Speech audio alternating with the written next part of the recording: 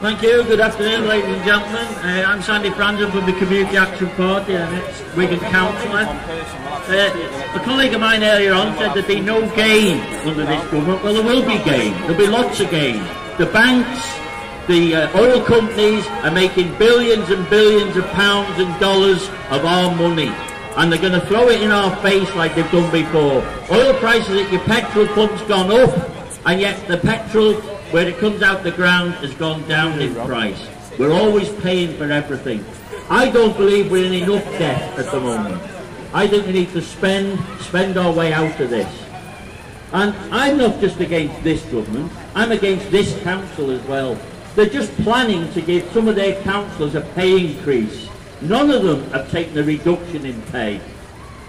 The MPs have taken a 10% cut in pay, while they're going to stop jobs across the country so people have got no pay. They're going to take benefits away from people. We need to let everybody know that whether or not we had a Tory government, a Labour government or a Liberal Democrat government, that this country said we're not happy with any of them. We're not happy with what any of them have planned. And even if we had a Labour government today, we'd be here fighting against the cuts that they've planned. And the ones that they've planned for Wigan are tremendous. You won't believe the cuts that Labour have planned in Wigan. When I was a councillor, the chief executive said to me one day, the ideal number of employees for Wigan Council is 2. Herself and the treasurer. That's all she wants us to have as a public service. And that's what they've been doing all along. Every meeting I went, they talked about saving money, about cutting. And all the time they use terminology. We don't want to affect frontline services. What on earth is a frontline service?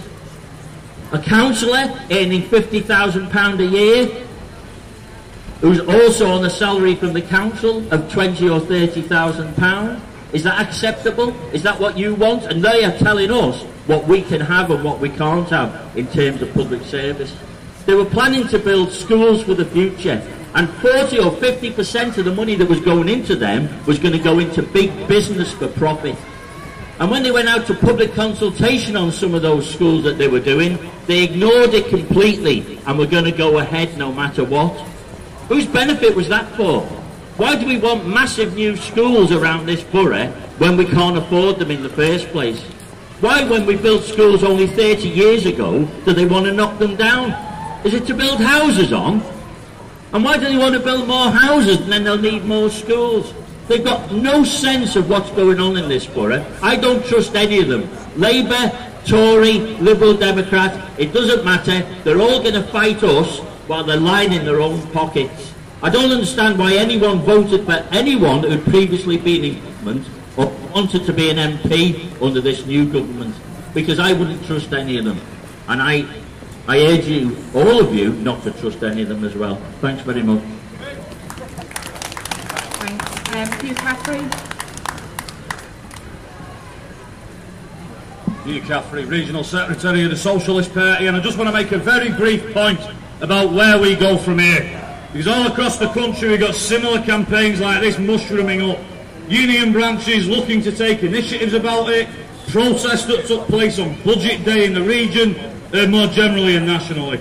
And we think the next step is for the TUC, with over 6.5 million workers affiliated to it, to call a national demonstration to give confidence and strength to our class. Hey! If we had 250,000 or more workers marching through London with national union support saying we will not take this, this is the first step, unless this wretched coalition backs down, that will be the shot of adrenaline the working class and young people of this country need. Now the TUC so far, as was unfortunately often the case, seems a little bit shy. It wants to hide its light under a bushel. We want to remove that bushel and make it stand up for us. And so on Sunday the 12th of September, the day before the TUC Congress meets in Manchester, we will be lobbying the General Council.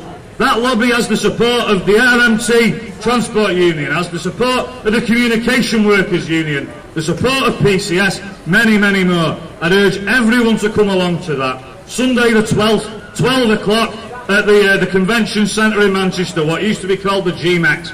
We have some leaflets for it today. We'll have many more in the future. That's the first and next step. Let's make the TUC stand up to the government, stand up for us, prepare the battle we need, the battle of our lives, to save our services, save jobs, and kick the Con-Dems back into the bin of history. Thanks, brothers and sisters. Thank you. I'm going to just let Stephen speak again.